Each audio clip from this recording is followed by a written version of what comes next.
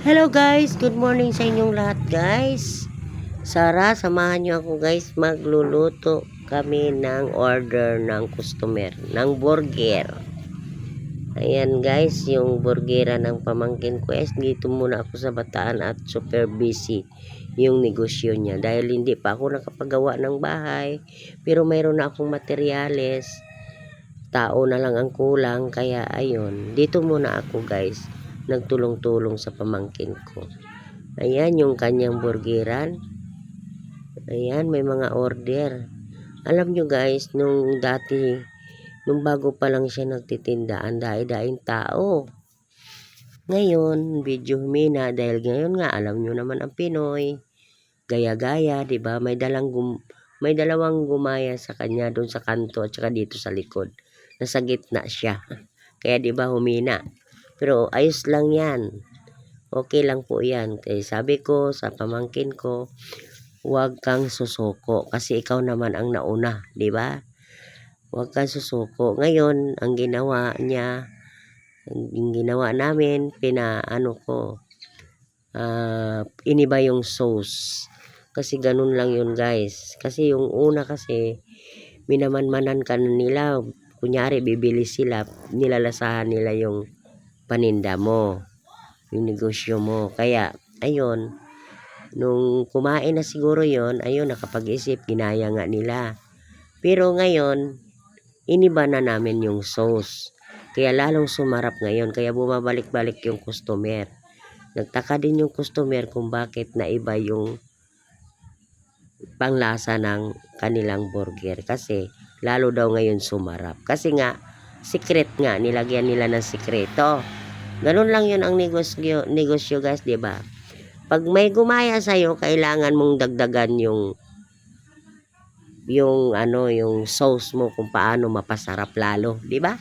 Kasi pakustumiray lang yan, kahit tabi-tabi pa kayo niyan, kung ang lasa ayaw ang lasa, kahit tabi-tabi pa kayo, yung lasa yung hinahabol ng tao. Tandaan nyo yan guys, kasi ako dati nagnegosyo din ako, naputol lang dahil nag-pandemic kasi yon. Kaya tapos hindi na ako bumalik kasi yung pwesto namin sa LRT yon, sa Balintawak. Napakalakas ko dyan, yung nagtinda ako ng mga quick, mga kung ano, yung lahat ng street food. Tinanda ko yun. Sobrang lakas ko guys. Oo, sa totoo lang. Kwento ko lang to sa inyo. Maganda din yung street foods guys. Walang utang. Ganyan ang mga negosyo. Napakasarap yung sauce ko. Hindi ako nagyayabang. Gusto nyo, lutuan ko kayo. Hindi, biro lang. Oo nga. Kaya yan. Sabi ko sa pamangkin ko, ibahin mo yung sauce mo. Ayan. Mayroon kaming nilagay dyan sa sauce na yan guys. Sikreto. Kaya ayun, sumarap. Kaya bumabalik-balik yung customer. Di ba? Ganun lang guys. Ganun lang pag huwag kang susuko. Ayaan mo yan sila kung gagaya-gayahin ka. Ayaan mo yan sila kasi lahat naman tayo naghanap buhay di ba? Ayaan mo lang sila. Basta ibahin mo lang yung sauce mo, sabi ko. Ayun. Kahit paano ngayon, kapag bumangon-bangon na konti kasi ayun, bumalik-balik na yung mga customer niya kasi iniba na yung sauce. Kaya laban lang ng laban. Sa susunod guys, ako dito sa Pampanga kasi ako, ganyan din ang gagawin ko guys dito. Magpatayo din ako ng negosyo. Kaya ayun, maraming salamat sa inyo guys, sa inyong nanonood kayo. Thank you so much sa walang sawang pag-suporta nyo sa akin. Thank you. Sa susunod, ganun din ang gagawin ko dyan guys. Ganun din ang gagawin ko sa susunod. Magtinda ako nyan dito. Dito naman sa Pampanga ako. Kaya bibili din ako ng burger machine. Ayan. Balak ko na talaga ganyan dati.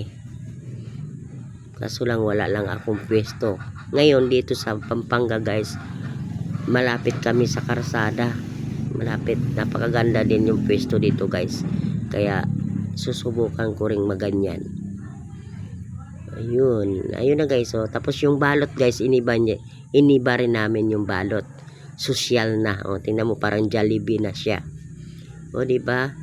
Pag, sabi ko, pag ginaya mo pa yan, wala, hayaan mo lang sila kung gagaya-gayahin ka rin ng takip, ay ng balot. Ganun talaga ang buhay. Maraming salamat sa inyo guys. Thank you so much. God bless us all. Thank you. Maraming salamat.